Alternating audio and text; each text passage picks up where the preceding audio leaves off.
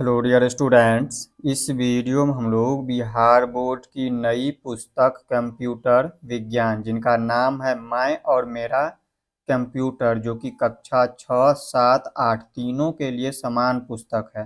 अगर आप लोग कक्षा 6, 7, 8 तीनों में से किसी भी कक्षा में पढ़ाई कर रहे हैं तो आप लोग इस वीडियो को देख सकते हैं, क्योंकि आप लोगों की कक्षा 6, 7, 8 तीनों के लिए कंप्यूटर विज्ञान की पुस्तकें समान है। तो आप लोग कक्षा 6, 7, 8 तीनों में से किसी भी कक्षा में पढ़ाई कर रहे हैं तो इस वीडियो को देख सकते हैं। तो चलिए हम इस वीडियो में जो हम लोग कंप्यूटर विज्ञान का पाठ 1 जिनका नाम है कंप्यूटर एक परिचय, उसका हम लोग प्रश्न उत्तर करेंगे। तो चलिए इनको हम आगे समझते हैं। तो यहाँ पर देखिए, कंप्यूटर विज्ञान का पाठ 1 में है कंप्यूटर एक परिचय। तो इसे आप लोगों को क्या करना है, एक बार पढ़ लेना है। इसे जब आप लोग एक बार पढ़ लेते हैं तो अभ्यास के जितने भी प्रश्न है उसका उत्तर आप लोग खुद से भी ढूंढ सकते हैं। तो जितने भी हम उत्तर बताएंगे वो सभी आपके बुक से ही होंगे। तो चलिए हम अभ्यास का जितने भी प्रश्न है उन सभी को हल करते हैं।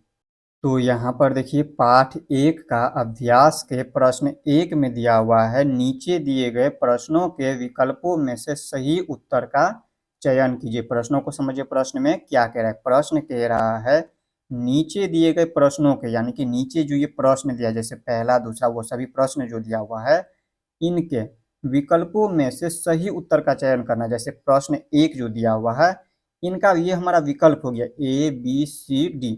तो इसमें से क्या करना है, सही उत्तर का चयन करना है, यानी कि ढूंढ करके बताना है आप लोगों को। तो देखिए, जैसे प्रश्न 1 में दिया हुआ है इनमें से कौन सा कार्य हम कंप्यूटर के द्वारा कर सकते हैं। प्रश्न कह रहा है हम जो है कंप्यूटर के माध्यम से कौन सा काम कर सकते हैं। तो देखिए, कंप्यूटर के माध्यम से हम लोग गाना सुन सकते हैं, कंप्यूटर के माध्यम से हम लोग चित्र भी बना सकते हैं, कंप्यूटर के माध्यम से हम लोग खेल भी खेल सकते हैं। तो यहाँ पे हम तीनों कर सकते हैं। तो हम क्या करेंगे, इसमें डी आंसर में लगाएंगे, यहाँ पे टिक लगा देंगे डी में, यानी कि उपयुक्त सभी हो जाएंगे। गाना भी हम कंप्यूटर के माध्यम से सुन सकते हैं, चित्र भी बना सकते हैं कंप्यूटर के माध्यम से, और खेल भी खेल सकते हैं। अब इसी तरह से यहाँ पे देखिए दूसरा नंबर में इसको थोड़ा सा ऊपर कर लेते हैं। अब देखिए दूसरा में क्या दिया हुआ है, टीवी के स्क्रीन की तरह दिखने वाले कंप्यूटर के भाग को क्या कहते हैं। देखिए, टीवी के स्क्रीन की तरह दिखने वाले भाग को हम मॉनिटर कहते हैं। जैसे यहाँ पर आप लोगों को दिखा देते हैं, देखिए मॉनिटर किस तरह से दिखता है। यहाँ पर देखिए आप लोगों को दिख रहा होगा, ये जो दिख रहा है भाग, ये इस पे जो दिखता है ये टीवी की तरह, ये हमारा मॉनिटर होता है, इसे हम मॉनिटर कहते हैं। तो यही हमारा उत्तर हो जाएंगे। यहाँ पे दूसरा प्रश्न 2 जो दिया है इसका उत्तर क्या हो जाएंगे, यहाँ पे हो जाएंगे मॉनिटर, ए नंबर हो जाएंगे। अब इसी तरह से यहाँ पे देखिए तीसरा नंबर, ये जो तीसरा दिया इसको समझिए। तीसरा कह रहा है कंप्यूटर का मस्तिष्क किसे कहा जाता है। कंप्यूटर का मस्तिष्क किसे कहा जाता है, तो वो हमारा सीपीयू को कहा जाता है। इसे आप लोगों को ध्यान रखना है, इसका आंसर हो जाएंगे डी। यहाँ पे सीपीयू को हम क्या कहते हैं, कंप्यूटर का मस्तिष्क कहते हैं। अब इसी तरह से यहाँ पे देखिए 4 नंबर, इसको थोड़ा सा ऊपर कर लेते हैं। अब देखिए इसी तरह से 4 में दिया हुआ है क्या, ब्लेज पास्कल द्वारा विकसित एडिंग मशीन को किस नाम से जाना जाता है। देखिए, ब्लेड पास्कल द्वारा जो विकसित किया गया है मशीन, एडिंग मशीन, उसको हम किस नाम से जानते हैं। तो उसको हम लोग सी यहाँ पे पास्क लाइन से जानते हैं। तो यहाँ पे लिख देंगे पास्क लाइन, ये हमारा उत्तर हो जाएंगे। इसका सी में हम टिक लगाएंगे।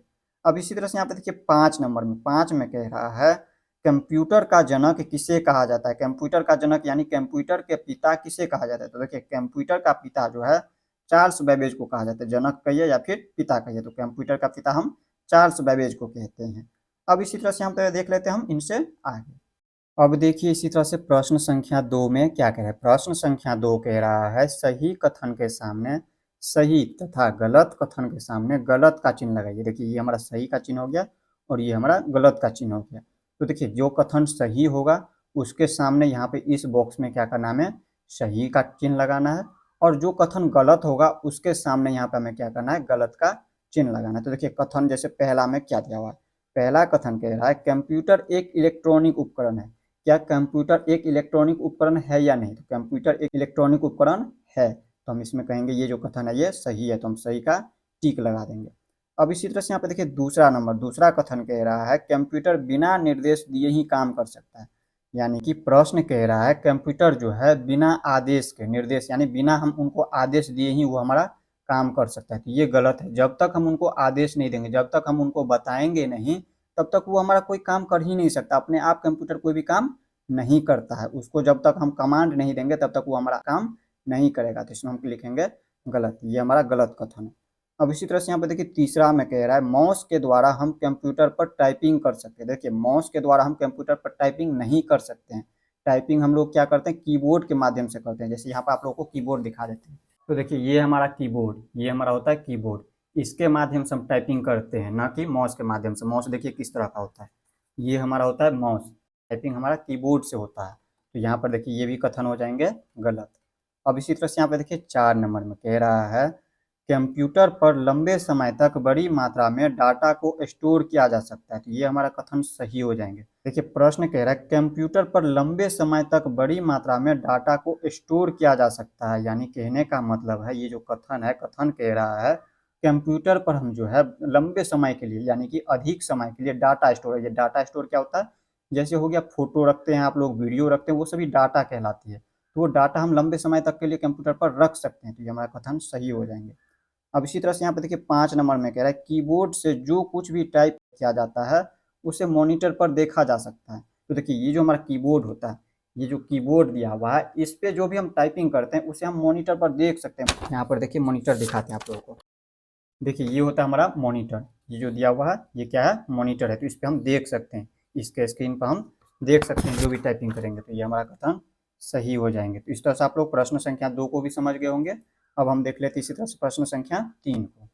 अब देखिए इसी तरह से प्रश्न संख्या 3 में क्या कह रहा है, प्रश्न संख्या 3 कह रहा है रिक्त स्थानों को उपयुक्त शब्दों से भरिए। यानी कि ये जो खाली जगह, रिक्त स्थान का मतलब होता है खाली जगह, तो ये हमारा खाली जगह है। तो इसको क्या करना है, उपयुक्त शब्दों से, यानी कि इस शब्द में से क्या करना है, जो सही शब्द होगा उनको छांट करके इसमें भरना है। तो देखिए पहला कह रहा है प्रश्न कीबोर्ड के द्वारा कंप्यूटर में डाइस का कार्य किया जाता है। तो देखिए कीबोर्ड के द्वारा कंप्यूटर में हम इनपुट का कार्य करते हैं। किस चीज का कार्य करते हैं, इनपुट का। तो इसमें भर देंगे हम इनपुट, ये हमारा हो जाएंगे इनपुट। इस तरह से आप लोग को भर देना पहला में। अब इसी तरह से यहाँ पे देखिए दूसरा प्रश्न दिया हुआ है प्रश्न संख्या 3 का, कंप्यूटर शब्द कंप्यूट से बना है जिसका अर्थ डाइस है। तो देखिए ये जो कंप्यूट दिया है, कंप्यूट अंग्रेजी भाषा के शब्द कंप्यूट से बना है जिनका अर्थ है गणना करना।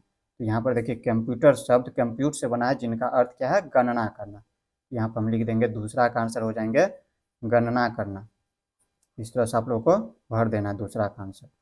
अब इसी तरह से यहाँ पे देखिए प्रश्न संख्या 3 का ये तीसरा नंबर कह रहा है डेटा आदि के परिणाम को संग्रहित करने की प्रक्रिया को डाइस कहते हैं। यहाँ पर हमारा डेटा आदि के परिणाम को संग्रहित करने की प्रक्रिया को हम क्या कहते हैं, तो स्टोरेज कहते हैं। स्टोरेज में ही डेटा क्या होता है, संग्रहित होता है, यानी कि रखा जाता है। जैसे अगर आपका फ़ोन ही समझिए, फ़ोन में जो हमारा जितना स्टोरेज होगा, जैसे 2 GB स्टोरेज है, तो 2 GB से ज़्यादा हम ना ही वीडियो रख सकते हैं ना ही फोटो रख सकते हैं। तो हमारा वो होता है स्टोरेज। तो यहाँ पर हम क्या लिखेंगे, इसमें देखिए यहाँ पे स्टोरेज है तो इसको हम इसमें भरेंगे स्टोरेज। अब इसी तरह से यहाँ पे देखिए 4 नंबर, प्रश्न संख्या 3 का ये 4 नंबर है। प्रश्न 4 कह रहा है कंप्यूटर द्वारा रॉ डेटा की प्रक्रिया के बाद प्राप्त परिणाम आउटपुट को डाइस में देखा जा सकता है। तो देखिए इसे मॉनिटर में देखा जा सकता है। कंप्यूटर द्वारा रॉ डेटा की प्रक्रिया के बाद परिणाम को, जो परिणाम यानी कि जो प्राप्त होगा उसे हम मॉनिटर पर देख सकते हैं। तो यहाँ पर हम लिख देंगे इसमें आंसर मॉनिटर, यहाँ पर लिख देना है मॉनिटर। अब इसी तरह से आप देखिए 5 नंबर, 5 में कह रहा है गणना के लिए सर्वप्रथम प्रयोग किया जाने वाला उपकरण डाइस है। वो हमारा अब्येकस है। गणना के लिए सर्वप्रथम यानी कि सबसे पहले जो है हमारा अब्येकस का प्रयोग हुआ था। तो यहाँ पर हम लिख देंगे अब्येकस। तो इस तरह से आप लोग प्रश्न संख्या 3 को समझ गए होंगे। अब हम देख लेते इसी तरह से प्रश्न संख्या 4 को। अब देखिए प्रश्न संख्या 4 में क्या कह रहा है, प्रश्न संख्या 4 है लघु उत्तरीय प्रश्न। देखिए प्रश्न 4 में लघु उत्तरीय प्रश्न है और 5 में दीर्घ उत्तरीय प्रश्न है। अब लघु उत्तरीय प्रश्न क्या है और दीर्घ उत्तरीय प्रश्न का मतलब क्या है, तो देखिए लघु उत्तरीय प्रश्न जो है शॉर्टकट में यानी कि छोटा में आंसर दिया जाता है, और दीर्घ उत्तरीय प्रश्न का उत्तर जो है लॉन्ग में यानी कि बड़ा में दिया जाता है। तो देखिए प्रश्न संख्या 4 में ये हमारा लघु उत्तरीय प्रश्न है, तो इन सभी को क्या करना है, छोटा में आंसर देना है। तो देखिए पहला दिया हुआ है प्रश्न, कंप्यूटर को कंप्यूटर सिस्टम क्यों कहा जाता है। तो देखिए इसका उत्तर हम यहाँ पर लिख दिए हैं और इनको आप लोग हम समझाते हैं। तो यहाँ पर समझिए, यहाँ पर देखिए कंप्यूटर एक परिचय से, यहाँ पर देखिए प्रश्न 4 में यहाँ पे लघु उत्तरीय प्रश्न है। तो प्रश्न क्या कह रहा था, प्रश्न हमारा कह रहा है कंप्यूटर को कंप्यूटर सिस्टम क्यों कहा जाता है? तो देखिए इसका उत्तर हम लिखेंगे, कंप्यूटर को कंप्यूटर सिस्टम इसलिए कहा जाता है क्योंकि यह कई घटकों और इकाइयों से मिलकर बना होता है जो एक साथ मिलकर काम करते हैं, जैसे हार्डवेयर हो गया, सॉफ्टवेयर हो गया, इनपुट हो गया, आउटपुट हो गया, स्टोरेज हो गया, सीपीयू हो गया इत्यादि। इस तरह से इसका उत्तर आप लोगों को लिख देना है। अब इसी तरह से प्रश्न संख्या 2 में देखिए क्या दिया हुआ है, प्रश्न 2 को समझिए। इसमें कह रहा है कंप्यूटर हमारे दैनिक कार्यों में कैसे सहायता प्रदान करता है? तो इसका उत्तर हम यहाँ पर लिख दिए हैं, यहाँ पर समझिए। प्रश्न 2 यहाँ पर दिया हुआ है, इसका उत्तर देखिए, कंप्यूटर हमारे दैनिक कार्यों में कई तरह से सहायता प्रदान करते हैं, जैसे छोटा में आंसर देना, पढ़ाई में, ऑफिस के काम में, बैंकिंग में, मनोरंजन इत्यादि में। देखिए पढ़ाई के काम में भी, ऑनलाइन जो हम पढ़ाई करते हैं उसमें भी हमें सहायता प्रदान करता है कंप्यूटर। इसी तरह से ऑफिस में भी, जैसे हम माइक्रोसॉफ्ट एक्सेल का यूज करते हैं, बहुत सारे है, जैसे बैंकिंग में भी लेन देन के लिए, मनोरंजन में जैसे हम गेम खेलते हैं, इन सभी के लिए हमें दैनिक कार्यों में क्या करता है कंप्यूटर मदद। तो इन सभी के लिए कंप्यूटर जो हमारा दैनिक कार्यों में कई तरह से सहायता करते हैं। इस तरह से आप लोगों को उत्तर लिख देना है। अब इसी तरह से प्रश्न संख्या 3 यहाँ पे हम लिख दिए, इसी को समझिए। यहाँ पे देखिए प्रश्न संख्या 3 में दिया हुआ है कंप्यूटर की विशेषताएं बताइए। कंप्यूटर की हमें विशेषता बताना है। देखिए ये जो उत्तर दिए हुए हैं ये आपके बुक में दिया हुआ है। तो देखिए उत्तर के यहाँ पे लिखेंगे कंप्यूटर की विशेषताएं निम्न प्रकार है, यानी कि इस प्रकार है। पहला हमारा गति। तो देखिए गति में क्या होता है, कंप्यूटर बहुत ही तीव्र गति से कार्य करने वाला इलेक्ट्रॉनिक उपकरण है। इसी तरह से यहाँ पर दूसरा लिख देना है, कंप्यूटर बिना गलती किए सही सही गणनाएं कर सकता है। इसी तरह से यहाँ पर हमने तीसरा लिखा हुआ है, कंप्यूटर अपनी मेमोरी में बड़ी मात्रा में डेटा को लंबे समय तक स्टोर कर सकता है। इसी तरह से यहाँ पर देखिए 4 में हमने लिखा है, यह बिना थके हुए किसी भी कार्य को बार बार कर सकता है। इसी तरह से यहाँ पे देखिए हमारा 5 में है बहु कार्य क्षमता। यहाँ पर कंप्यूटर एक समय में कई कार्यों को एक साथ कर सकता है। इसी तरह से यहाँ पे देखिए 6 में दिया है स्वचालन। अब यहाँ पे स्वचालन मतलब कंप्यूटर दिए गए निर्देशों के अनुसार स्वयं से कार्य कर सकता है।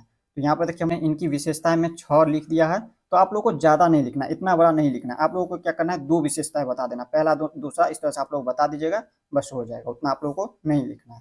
इस तरह से आप लोग प्रश्न संख्या 4 का तीसरा नंबर समझ गए होंगे। अब हम देख लेते हैं इसी तरह से प्रश्न संख्या 4 को।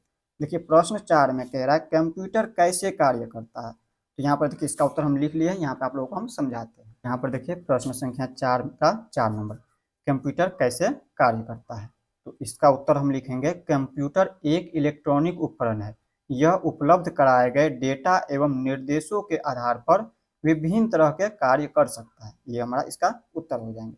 अब इसी तरह से यहाँ पे 5 नंबर में ये जो दिया हुआ है डेटा यानी डाटा एवं सूचना, इसको अंग्रेजी में कहते हो इन्फॉर्मेशन, में क्या अंतर है। डाटा और इन्फॉर्मेशन यानी कि सूचना में क्या अंतर है, ये आप लोगों को बताना है, दोनों का अंतर लिखना है।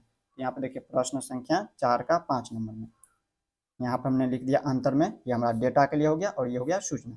अब देखिए डेटा में और सूचना में क्या अंतर है। डेटा में क्या होता है, कच्चे तथ्य होते हैं, और यहाँ पे सूचना में क्या होता है, ये इसी को प्रोसेस किया हुआ डेटा होता है। प्रोसेस किया हुआ डेटा हमारा सूचना कहलाता है।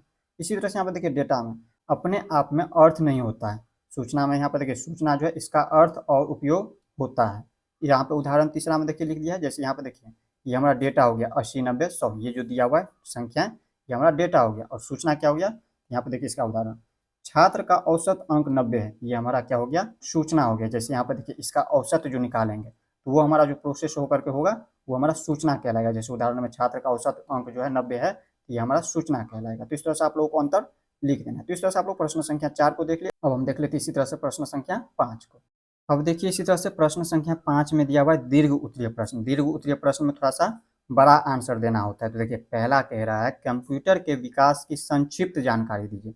संक्षिप्त यानी कि देखिए ये दीर्घ उत्तरीय में तो होगा ही, लेकिन संक्षिप्त यानी कि छोटा करके उत्तर देना है। कंप्यूटर के विकास के बारे में छोटा करके संक्षिप्त जानकारी देना है, यानी कि शॉर्टकट में इनका आंसर देना है। तो देखिए यहाँ पर इसका उत्तर हम लिख दिया, यहाँ पर समझाते हैं।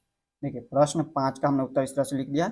दीर्घ उत्तरीय प्रश्न में यहाँ पे इसका उत्तर लिखे कंप्यूटर के विकास की संक्षिप्त जानकारी दीजिए। मैं 19वीं शताब्दी में अंग्रेज गणितज्ञ चार्ल्स बैबेज ने एक यांत्रिक गणना यंत्र विकसित किया जिसका नाम डिफेंस इंजन रखा गया। सन 1837 में चार्ल्स बैबेज ने डिफेंस इंजन का विकसित रूप एनालिटिकल इंजन तैयार किया। एनालिटिकल इंजन आधुनिक कंप्यूटर का आधार बना, इसलिए चार्ल्स बैबेज को कंप्यूटर का जनक यानी कि पिता कहा जाता है। अब इसके बाद क्या करना है, इसका पीढ़ी भी लिख देना है। यहाँ पे विकास कैसे हुआ, तो इसके बाद देखिए पहला पीढ़ी कंप्यूटर का विकास में पहला पीढ़ी है 1940 से 1956 तक, ये हमारा पहला पीढ़ी चला। इसी तरह से यहाँ पे देखिए दूसरा पीढ़ी जो है 1957 से 1963 तक चला। इसी तरह से यहाँ पे तीसरी पीढ़ी आया कब, 1964 से 1971 तक चला है। अब इसी तरह से यहाँ पे चौथा पीढ़ी 1971 से 1980, और अभी जो चल रहा है वो हमारा पांचवी पीढ़ी चल रहा है। पांचवी पीढ़ी यहाँ पे 1981 से जो है वर्तमान तक, अभी जैसे चल रहा है 2025, तो वहां तक चल रहा है पांचवी पीढ़ी। तो ये हमारा हो गया इस तरह से प्रश्न संख्या 5 का पहला उत्तर।